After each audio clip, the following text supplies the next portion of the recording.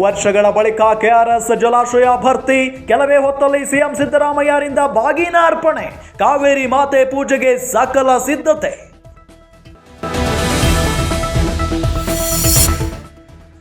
ವಿಜಯೇಂದ್ರ ನಮಗೆ ರಾಜ್ಯಾಧ್ಯಕ್ಷ ಅಲ್ಲ, ಬಿಜೆಪಿ ಹೈಕಮಾಂಡ್ ಮಾತು ಮಾತ್ರ ಕೇಳ್ತೀವಿ. ಯತ್ನಾಳ್ ಬೆನ್ನಲ್ಲೇ ವಿಜಯೇಂದ್ರಗೆ ಶಾಕ್ ಕೊಟ್ಟ ರಮೇಶ್ ಜಾರಕಿಹೊಳಿ.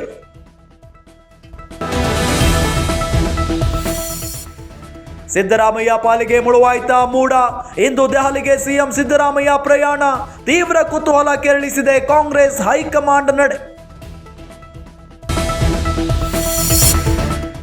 ಕೇಂದ್ರ ಸಚಿವ ಎಚ್ಡಿಕೆ ಆಸ್ಪತ್ರೆಯಿಂದ ಡಿಸ್ಚಾರ್ಜ್, ಶೀಘ್ರ ಚೇತರಿಕೆ ಸಿಎಂ ಸಿದ್ದರಾಮಯ್ಯ ಹಾರೈಕೆ, ಎಚ್ಡಿಕೆ ಆರೋಗ್ಯ ವಿಚಾರಿಸಲು ನಾಯಕರ ದಂಡು.